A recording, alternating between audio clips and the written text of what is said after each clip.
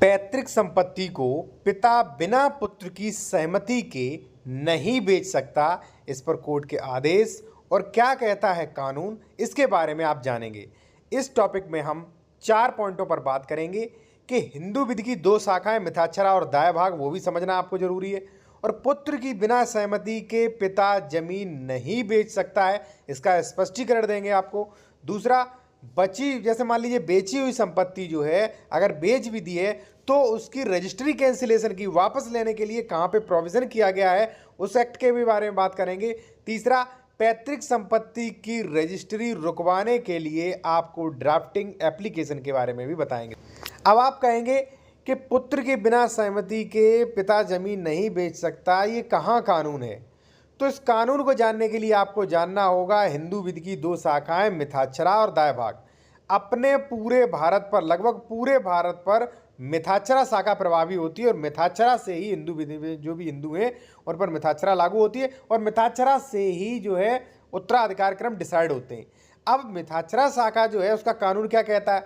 उसका कानून कहता है कि संयुक्त संपत्ति के विषय में, यानी कि पैतृक संपत्ति के विषय में, मिथाक्षरा भाग में पुत्र का पिता की पैतृक संपत्ति में जन्म से ही अधिकार हो जाता है और पुत्र पिता के साथ सहस्वामी होता है। संपत्ति के हस्तांतरण यानी कि बेचने वगैरह करने में पिता का अधिकार पुत्र के अधिकार के कारण नियंत्रण में होता है।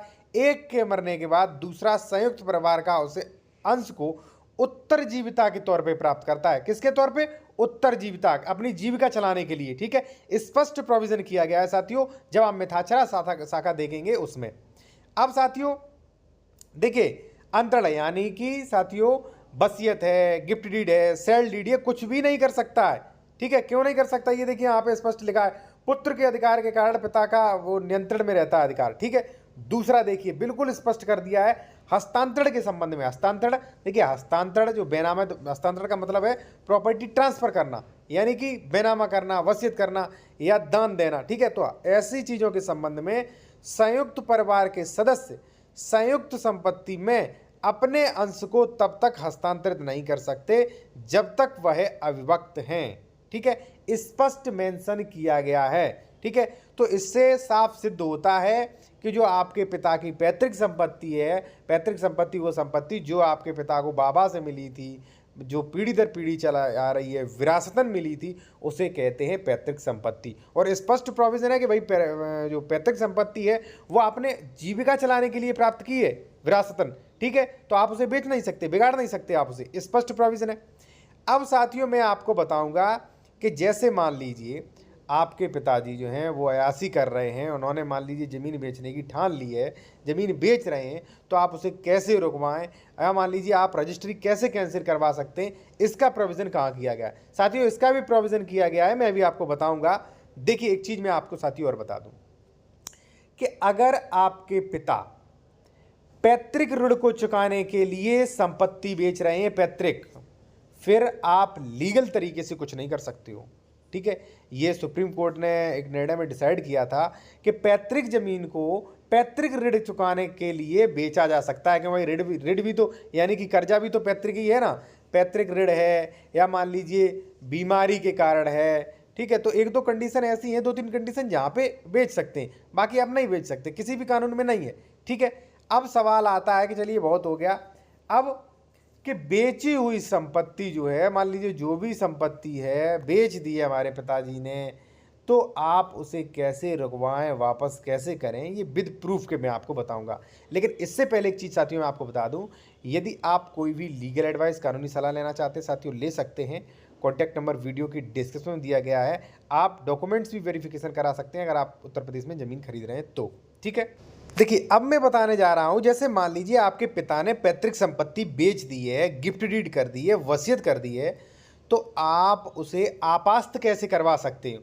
एक चीज़ और, यदि आप ये कानून पीडीएफ के रूप में लेना चाहते हैं तो ले सकते हैं, कॉन्टैक्ट नंबर वीडियो की डिस्क्रिप्शन में दिया गया है। ठीक है साथियों, ये प्रोविज़न किया गया है परिसीमा अधिनियम 109 में। क्या परमिशन के ये प्रोविज़न क्या किया गया है कि अगर आपके पिताजी अयासी के चक्कर में मान लीजिए पैतृक संपत्ति को बेच देते हैं, ट्रांसफ़र कर देते हैं, तो उस ट्रांसफ़र को आपास्त कराने के लिए यानी कि खारिज कराने के लिए प्रोविजन। क्या? परसीमा अधिनियम 109 देखिए आप, ठीक है। और ये कानून अगर आप पीडीएफ में लेना चाहते हैं सभी तो ले सकते हैं, कॉन्टैक्ट नंबर वीडियो की डिस्क्रिप्शन में आपको मेंशन किया गया है। साथियों, मिथाक्षरा विधि से यहाँ पे क्या लिखा है, अभी मैंने मिथाक्षरा बारे में आपको पूरा पढ़ाया था।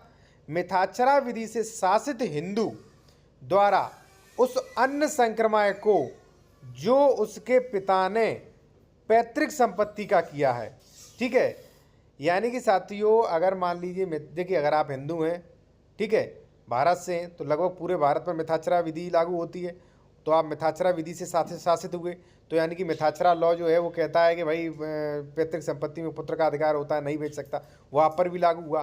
तो ऐसी कंडीशन में यहाँ पे देखिए लिखा है, मिथाक्षरा विधि से शासित हिंदू द्वारा उस अन्न संक्रमण में ट्रांसफर को जो उसके पिता ने पैतृक संपत्ति का किया है, ठीक है।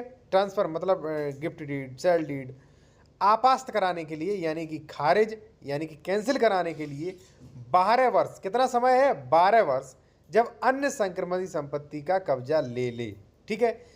तो साथियों, यहाँ पे स्पष्ट प्रोविजन भी किया गया। तो एक सोचने वाली बात है, जब ये कानूनी नहीं है तो ये प्रोविजन, ये जो लिमिटेशन एक्ट सेक्शन 109 है, इसमें क्यों किया गया? इसमें 12 वर्ष का वो दिया गया है टाइम। जैसे मान लीजिए रजिस्ट्री वगैरह कोई भी ट्रांसफ़र कर देते हैं तो ऐसी कंडीशन में उसे आपास्त कराने के लिए 12 वर्ष का समय भी दिया गया है, ठीक है। अब साथियों, हम बताएंगे आपको कि यदि आपके पिताजी दारूबाज हैं, अयासीबाज हैं, आपका वही सहारा है, आप खेती बेचने से रोकना चाहते हो, तो कैसे रुकवाएं? और रोकने के लिए आप प्रार्थना पत्र या मान लीजिए जो एप्लीकेशन ड्राफ्टिंग है वो कैसे लिखें विद प्रूफ के। एक चीज़ और, यदि ये ड्राफ्टिंग आप प्राप्त करना चाहते हैं तो कॉन्टैक्ट नंबर वीडियो की डिस्क्रिप्शन में मेंशन किया गया है। देखिए साथियों, ये कुछ आपके सामने ड्राफ्टिंग है, बैनामा रजिस्ट्री रुकवाने के लिए प्रार्थना पत्र। अब आप कैसे लिखें, यहाँ पे आप देखिए, यहाँ पे सेवा में, यहाँ पे देखिए, महोदय निवेदन है कि उपरोक्त भूमि प्रार्थनी के पति, जो भी मान लीजिए प्रार्थी या प्रार्थी मान लीजिए पति या मान लीजिए लड़के दे रहे हैं तो प्रार्थी के पिता के नाम से विरासतन है, यानी कि आप लिख सकते हैं पैतृक है। मेरा पति बहुत ही बड़ा नशेड़ी या मान लीजिए जो भी है गांजा शराब आदि का सेवन करता है, जिसकी वजह से मानसिक स्थिति सही नहीं है और अपना भला बुरा सोचने में असमर्थ है। मेरे 3 नाबालिग संतान हैं, हम सभी इसी ज़मीन पर आश्रित हैं। इसके अलावा मेरा कोई भी अन्य स्रोत नहीं है, इसलिए मुझे डर है कि कोई भी मेरे नशेड़ी दिमाग के अस्वस्थ पति के मान लीजिए धोखे में लाकर जो है बैनामा करवा सकता है। मेरे पास इस ज़मीन के अलावा कोई भी नहीं है। और एक चीज़ कि कानून के अनुसार, मिथाक्षरा शाखा के अनुसार पैतृक ज़मीन की रजिस्ट्री बिना पुत्र की सहमति की नहीं कर सकते।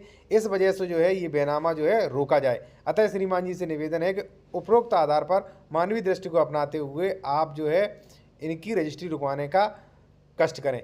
एक चीज़ मैं आपको बता दूँ, ये शॉर्ट है, आप इसकी फुल पीडीएफ प्राप्त कर सकते हैं। साथियों, अगर आप इसकी फुल प्रारूप पीडीएफ लेना चाहते हैं विधिवत कानूनी तरीके से तो आप ले सकते हैं। कॉन्टैक्ट नंबर हमारा वीडियो की डिस्क्रिप्शन में मेंशन किया गया है। व्हाट्सएप पे मैसेज करिए, आप कॉल बुक करा के उसके बाद आपको जो है ये पीडीएफ, जो भी मान लीजिए पीडीएफ है या मान लीजिए कानून लेना चाहते हैं या लीगल एडवाइस लेना चाहते हैं तो ये सारी सुविधाएं उपलब्ध हैं। कॉन्टैक्ट नंबर वीडियो की डिस्क्रिप्शन में मेंशन किया गया।